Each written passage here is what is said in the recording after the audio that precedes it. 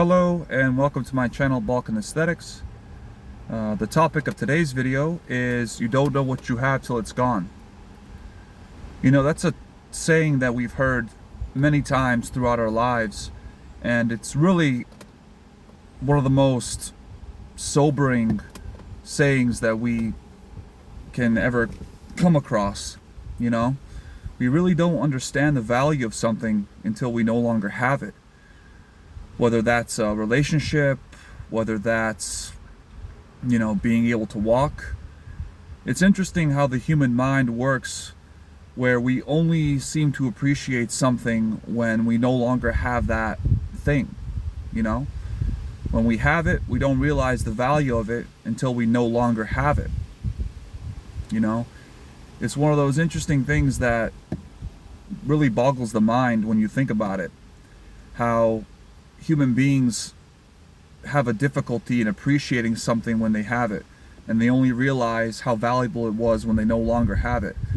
And that's something that's built into us, and God knows that, you know, and it's something that He uses to teach us the value of gratitude, you know, to be appreciative of what we do have in this life.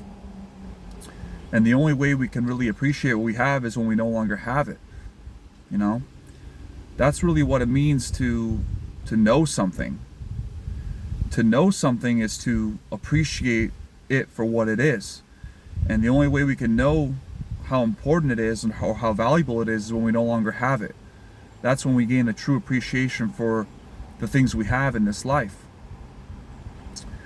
And that ties in very well to what Adam and Eve had to go through. If you take the chance to read the first and second books of Adam and Eve, you'll realize that Adam in particular was lamenting or was crying often, reminiscing of how good things were in the garden. And even God told Adam, you know, if only you knew how good you had it before, you wouldn't have gone against me, you know? If only you had the wisdom to appreciate what you had and not search out for more, then you might not have eaten that forbidden fruit like you did. And it works the same way with us, you know. That's the reason why God doesn't want to spoil us. You know, for people wondering how come God doesn't just hand us everything we want, why doesn't God make our lives fun and easygoing and pleasurable without any trouble? Well, the reason is we won't be able to have an appreciation for those things.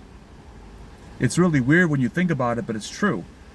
The more of something you acquire, let's say money for example, the more money you acquire, the more money you want. It's strange how that works. We have a hard time appreciating what we have. We're not grateful for what we have. We never think it's enough. We always seek to get more and more and more. And God knows this. This is why God doesn't spoil us. Because if God spoiled us, we would be spoiled rotten, as they say. We'd continue wanting more and more and more. And that would inevitably lead to our corruption. So what God does is He takes away things from our lives so that we have a greater appreciation for things that matter. And not stay greedy, you know, take greed away from us. So if you want to get to understand how God works, just remember that human beings, we don't appreciate anything until it's gone. And try to understand that God knows that about us, and that's what He uses us to bring us closer to Him. If He spoiled us, there's no way we'd ever come to Him. We would think we wouldn't need Him. And that's why we have to go through what we have to go through in this life, to gain an appreciation for the things that matter.